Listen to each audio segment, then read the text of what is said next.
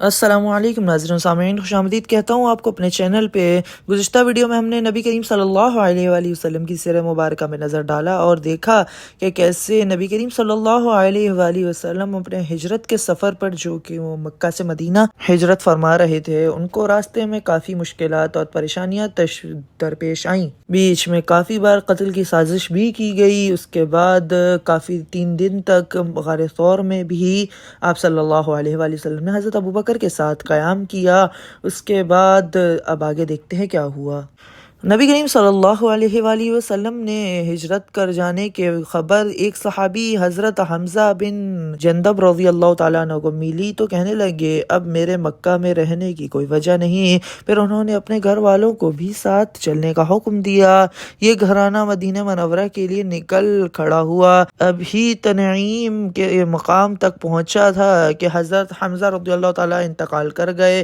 اس موقع پر اللہ تعالیٰ نے سورہ نساء میں آیت یہ فرمائی، اور جو شخص اپنے گھر سے اس نیت سے نکل کھڑا ہوا ہو کہ اللہ اور اس کے رسول کی طرف ہجرت کرے گا، پھر اسے موت آ پکڑے، تب بھی اس کا ثواب اللہ تعالیٰ کے ذمے ثابت ہو گیا، اور اللہ بڑے مغفرت کرنے والے ہیں، بڑے رحمت کرنے والے ہیں۔ حضور نبی کریم صلی اللہ علیہ وآلہ وسلم نے ایک مرتبہ حضرت حسان بن ثابت رضی اللہ تعالیٰ عنہ سے فرمایا، حسان، کیا تم نے ابو بکر کے بارے میں بھی کوئی شعر کہا ہے؟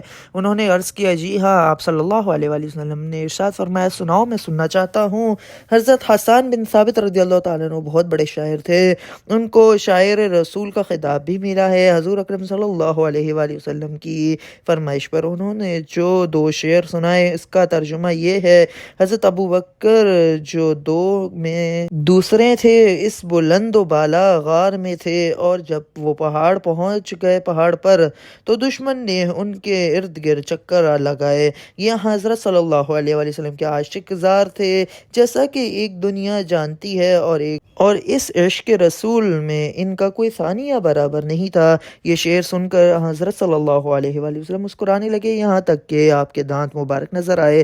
پھر ارشاد فرمایا، تم نے سچ کہا حسان، جو ایسے ہی ہیں جیسا کہ تم نے کہا، وہ غار والے کے نزدیک، یعنی میرے نزدیک سب سے زیادہ پیارے ہیں، کوئی دوسرا شخص ان کی برابری نہیں کر سکتا۔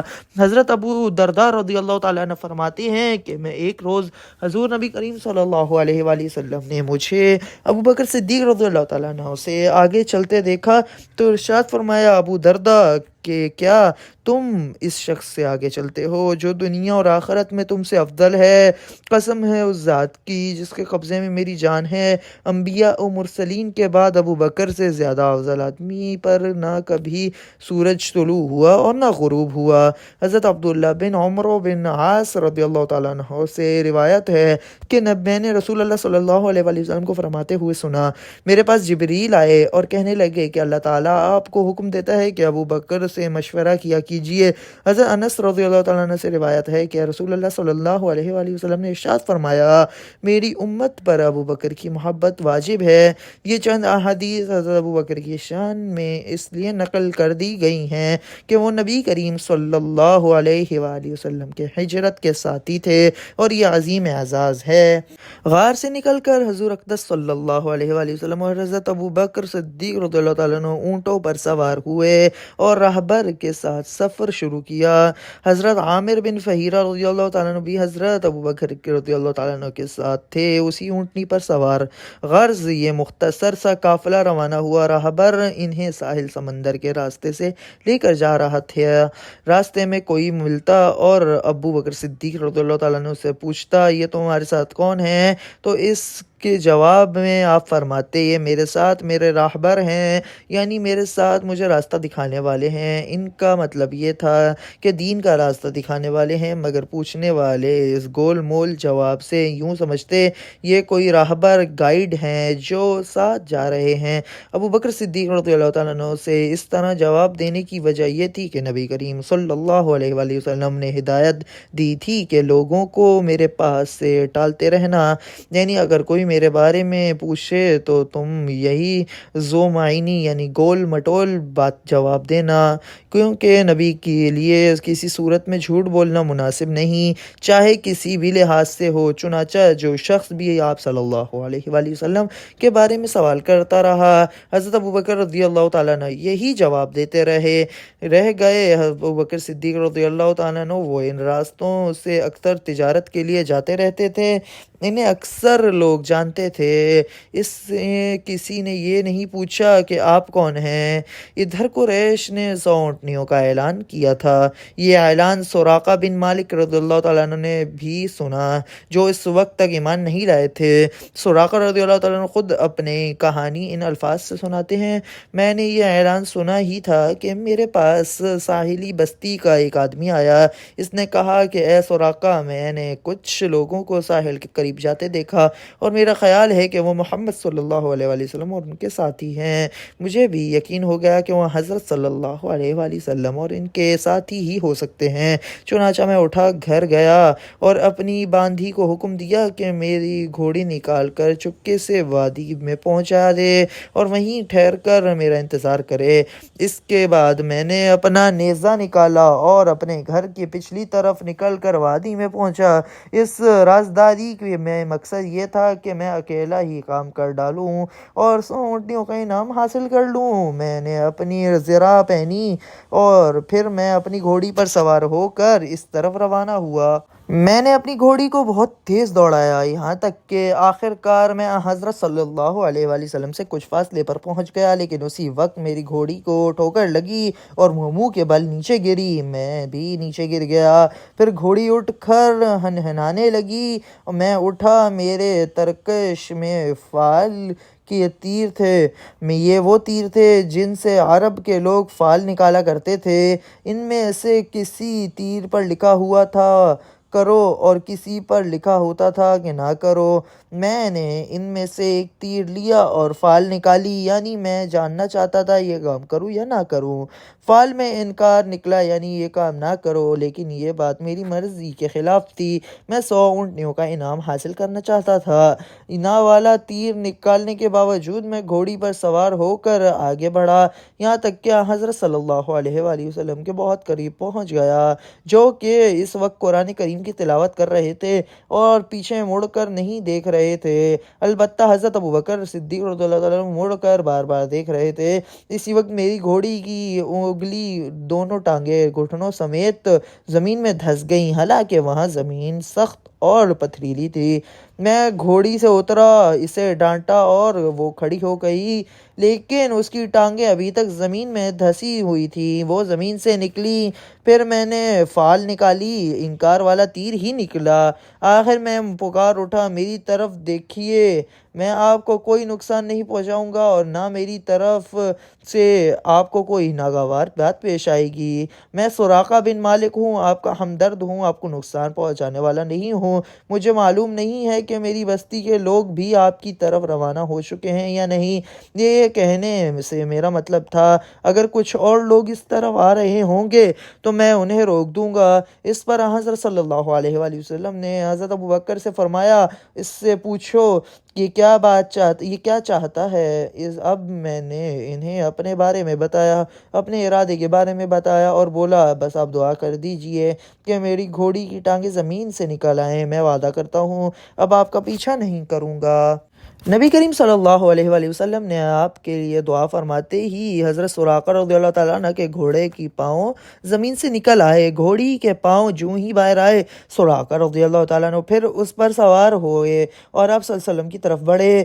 آپ صلی اللہ علیہ وآلہ وسلم نے دعا فرمائی، اے اللہ ہمیں اس سے باز رکھ۔ اس دعا کے ساتھ ہی گھوڑی پیٹ تک زمین میں دھس گئی۔ اب انہوں نے کہا، اے محمد، میں قسم کھا کر کہتا ہوں مجھے اس مصیبت سے نجات دلا دیں، میں آپ کا ہمدرد ثابت ہوں گا۔ نبی کریم صلی اللہ علیہ وآلہ وسلم نے ارشاد فرمایا، اے زمین اسے چھوڑ دے۔ یہ فرمانا تھا کہ ان کے گھوڑی نے زمین سے نکل آ گئی۔ بعض تفاسیر میں لکھا ہے کہ سراقہ رضی اللہ تعالیٰ عنہ نے 7 مرتبہ وعدہ خلافی کی، ہر بار ایسا ہی ہوا۔ بعض روایت میں ایسا 3 بار ہوا ہے، اور آخر کار حضرت سراقہ رضی اللہ تعالیٰ عنہ سمجھ گئے تھے کہ وہ آپ صلی اللہ علیہ وآلہ وسلم تک نہیں پہنچ سکیں گے، چنانچہ انہوں نے کہا میں اب آپ کا پیچھا نہیں کروں گا، آپ میرے سامان میں سے کچھ لینا چاہیں تو لے لیں، سفر میں آپ کے کام آئے گا۔ حضور صلی اللہ علیہ وآلہ وسلم نے ان سے کچھ لینے سے انکار کر دیا اور فرمایا تم بس اپنے آپ کو روکے رکھو اور کسی کو ہم تک نہ آنے دو۔ آپ صلی اللہ علیہ وآلہ وسلم نے سراقہ رضی اللہ تعالیٰ سے یہ بھی فرمایا اے سراقہ، اس وقت تمہارا کیا حال ہوگا جب تمہیں کسریٰ کی کنگن پہنائے جائیں گے۔ سراقہ رضی اللہ تعالیٰ عنہ یہ سن کر حیران ہوئے اور بولے آپ نے کیا فرمایا؟ کسریٰ بادشاہ کے کنگن مجھے پہنائے جائیں گے؟ ارشاد فرمایا ہاں ایسا ہی ہوگا۔ حضرت صلی اللہ علیہ وآلہ وسلم کی یہ حیرت انگیز پیشن گوئی تھی، کیونکہ اس وقت ایسا ہونے کا قطعاً کوئی امکان دور دور تک نظر نہیں آ رہا تھا، لیکن پھر ایک وقت آیا کہ حضرت سراقہ رضی اللہ تعالیٰ عنہ مسلمان ہوئے۔ حضرت عمر رضی اللہ تعالیٰ عنہ کے دور میں جب مسلمانوں کو فتوحات پر فتوحات ہوئیں اور ایران کے بادشاہ کسریٰ کو شکست فاش ہوئی تو اس مال غنیمت میں کسریٰ کے کنگن بھی تھے۔ یہ کنگن حضرت عمر رضی اللہ تعالیٰ نے حضرت سراقہ رضی اللہ تعالیٰ عنہ کو پہنائے، اور اس وقت سراقہ رضی اللہ تعالیٰ عنہ کو یاد آیا کہ نبی کریم صلی اللہ علیہ وآلہ وسلم نے ہجرت کے وقت ارشاد فرمایا تھا اے سراقہ اس وقت تمہارا کیا حال ہوگا جب تمہیں کسریٰ کے کنگن پہنائے جائیں گے۔ اپنے ایمان لانے کی تفصیل سراقہ رضی اللہ تعالیٰ یوں بیان کرتے ہیں جب رسول اللہ صلی اللہ علیہ وآلہ وسلم حنین اور طائف کے معرکوں سے فارغ ہو چکے تھے تو میں ان سے ملنے کے لیے روانہ ہوا۔ ان سے میری ملاقات جارانہ کے مقام پر ہوئی۔ میں انصاری سواروں کے درمیان سے لشکر کے اس حصے کی طرف روانہ ہوا جہاں آپ صلی اللہ علیہ وآلہ وسلم نے اپنی اونٹنی پہ تشریف فرما تھے۔ میں نے نزدیک پہنچ کر عرض کیا اے اللہ کے رسول میں سراقہ ہوں۔ ارشاد فرمایا قریب آ جاؤ۔ میں نزدیک چلا آیا اور پھر ایمان لے آیا۔ حضرت عمر صدیق رضی اللہ تعالیٰ عنہ نے کسریٰ کے کنگن مجھے پہناتے ہوئے فرمایا تھا تمام تعریفیں اس ذات باری تعالیٰ کے لیے ہیں جس نے یہ چیزیں شاہ ایران کسریٰ بن ہرمز کے چھین کر لی اور جو یہ کہا کرتا تھا میں انسانوں کا پروردگار ہوں۔ یہ سراقہ نبی کریم صلی اللہ علیہ وآلہ وسلم سے معافی ملنے کے بعد واپس پلٹے اور راستے میں جو بھی آپ صلی اللہ علیہ وآلہ وسلم کی تلاش میں آتا ہوا انہیں ملا یہ اسے یہ کہہ کر لوٹاتے رہے میں اس طرف ہی ہو کر آ رہا ہوں، ادھر مجھے کوئی نہیں ملا، اور لوگ جانتے ہی ہیں مجھے راستوں کی کتنی پہچان ہے۔ غرض ایک اس روز یہ قافلہ تمام رات چلتا رہا یہاں تک کہ چلتے چلتے اگلے دن دوپہر کا وقت ہو گیا۔ اب دور دور تک کوئی آتا نہ جاتا نظر نہیں آ رہا تھا۔ ایسے میں سامنے ایک چٹان ابھری ہوئی نظر آئی، اس کا سایہ کافی دور تک پھیلا ہوا تھا۔ حضور اکرم صلی اللہ علیہ وآلہ وسلم نے اس جگہ پر پڑاؤ ڈالنے کا ارادہ فرمایا۔ حضرت ابوبکر صدیق رضی اللہ تعالیٰ عنہ سواری سے اترے اور اپنے ہاتھوں سے اس جگہ کو صاف کرنے لگے تاکہ آپ صلی اللہ علیہ وآلہ وسلم چٹان کے سائے میں سو سکیں۔ جگہ صاف کرنے کے بعد حضرت ابوبکر صدیق رضی اللہ تعالیٰ عنہ نے اپنی پوستین وہاں بچھا دی اور عرض کیا اللہ کے رسول یہاں سو جائیں، میں پہرا دوں گا۔ حضور اکرم صلی اللہ علیہ وآلہ وسلم سو گئے۔ ایسے میں حضرت ابوبکر صدیق رضی اللہ تعالیٰ نے ایک چرواہے کو چٹان کی طرف آتے ہوئے دیکھا، شاید وہ بھی سائے میں آرام کرنا چاہتا تھا۔ ابوبکر صدیق رضی اللہ تعالیٰ نے فوراً اس کی طرف مڑے اور اس سے بولے تم کون ہو؟ اس نے بتایا میں مکہ کا رہنے والا ایک چرواہا ہوں۔ حضرت ابوبکر صدیق رضی اللہ تعالیٰ نے بولے کیا تمہاری بکریوں میں کوئی دودھ والی بکری ہے؟ جواب میں اس نے کہا ہاں ہے۔ پھر وہ ایک بکری سامنے لایا، اپنے ایک برتن میں دودھ دوہا اور حضرت ابوبکر صدیق رضی اللہ تعالیٰ عنہ کو دیا۔ وہ دودھ کا برتن اٹھائے آپ صلی اللہ علیہ وسلم کے پاس آئے جو کہ اس وقت سو رہے تھے۔ انہوں نے آپ صلی اللہ علیہ وسلم کو جگانا مناسب نہ سمجھا، دودھ کا برتن لیے اس وقت تک کھڑے رہے جب تک نبی کریم صلی اللہ علیہ وسلم جاگ نہیں جاتے۔ حضرت ابوبکر صدیق رضی اللہ تعالیٰ عنہ نے دودھ میں پانی کی دہر ڈالی تاکہ وہ ٹھنڈا ہو جائے، پھر خدمت میں پیش کیا اور عرض کیا یہ دودھ پی لیجئے۔ آپ صلی اللہ علیہ وسلم نے دودھ نوش فرمایا اور پوچھا کیا روانگی کا وقت ہو گیا؟ حضرت ابوبکر صدیق رضی اللہ تعالیٰ عنہ نے عرض کیا جی ہاں ہو گیا۔ اب یہ قافلہ پھر روانہ ہوا۔ ابھی کچھ دور ہی گئے تھے کہ ایک خیمہ نظر آیا، خیمے کے باہر ایک عورت بیٹھی ہوئی تھی۔ یہ ام معبد رضی اللہ تعالیٰ عنہ تھیں جو اس وقت تک اسلام کی دعوت سے محروم تھی۔ ان کا نام عاتقہ تھا اور یہ ایک بہادر اور شریف خاتون تھی۔ انہوں نے بھی آنے والوں کو دیکھ لیا۔ اس وقت ام معبد رضی اللہ تعالیٰ عنہ کو یہ معلوم نہیں تھا کہ یہ چھوٹا سا قافلہ کن ہستیوں کا ہے۔ نزدیک آنے پر حضور صلی اللہ علیہ وآلہ وسلم کو معبد رضی اللہ تعالیٰ عنہ کے پاس ایک بکری کھڑی نظر آئی۔ وہ بہت ہی کمزور اور دبلی پتلی سی تھی۔ آپ صلی اللہ علیہ وآلہ وسلم نے معبد رضی اللہ تعالیٰ عنہ سے دریافت کیا، کیا اس کے تھنوں میں دودھ ہے؟ معبد رضی اللہ تعالیٰ عنہ نے بولی، اس کمزور اور میل بکری کے تھنوں میں دودھ کہاں سے آئے گا؟ آپ صلی اللہ علیہ وآلہ وسلم نے ارشاد فرمایا، کیا تم مجھے اس کو دھونے کی اجازت دو گی؟ اس پر معبد رضی اللہ تعالیٰ عنہ بولی، لیکن یہ تو ابھی ویسے بھی دودھ دینے والی نہیں ہوئی، آپ خود سوچئے یہ دودھ کس طرح دے سکتی ہے؟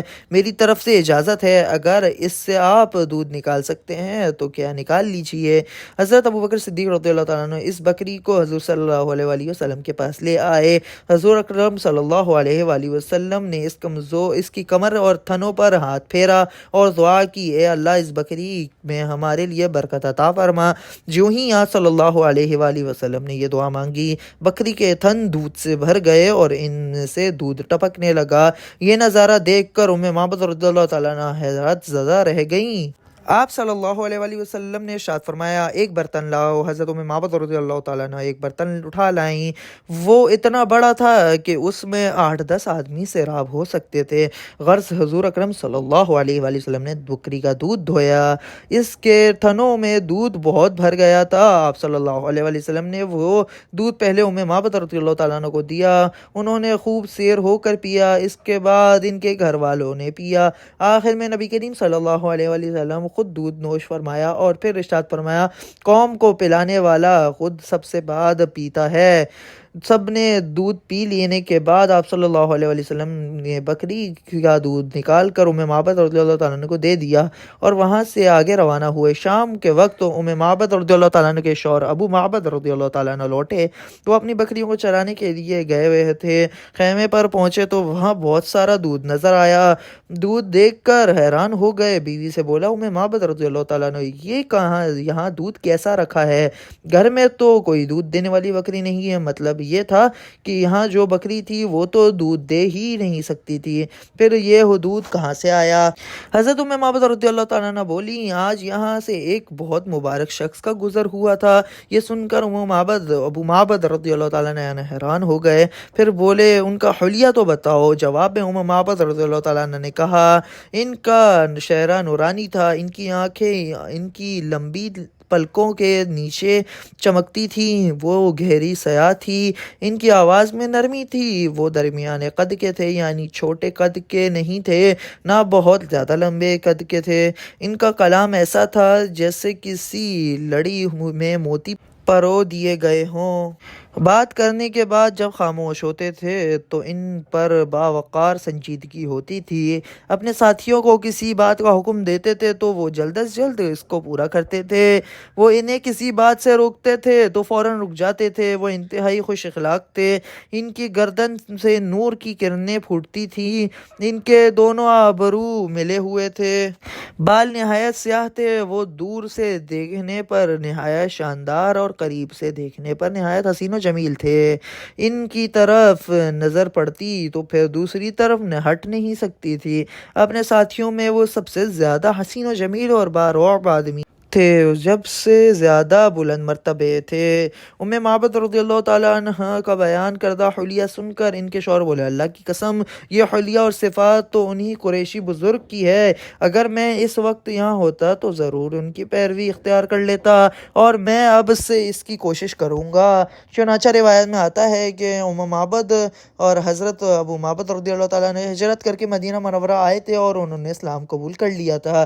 حضرت معبد رضی اللہ تعالیٰ عنہ کی جس بکری کا دودھ آپ صلی اللہ علیہ وآلہ وسلم نے دوہا تھا، وہ بکری حضرت عمر رضی اللہ تعالیٰ عنہ کی خلافت تک زندہ رہی تھی۔ ادھر مکہ میں جب قریش کو نبی کریم صلی اللہ علیہ وآلہ وسلم کا کچھ پتہ نہ چلا تو وہ لوگ حضرت ابوبکر صدیق کے دروازے پر آئے، ان میں ابو جہل بھی تھا۔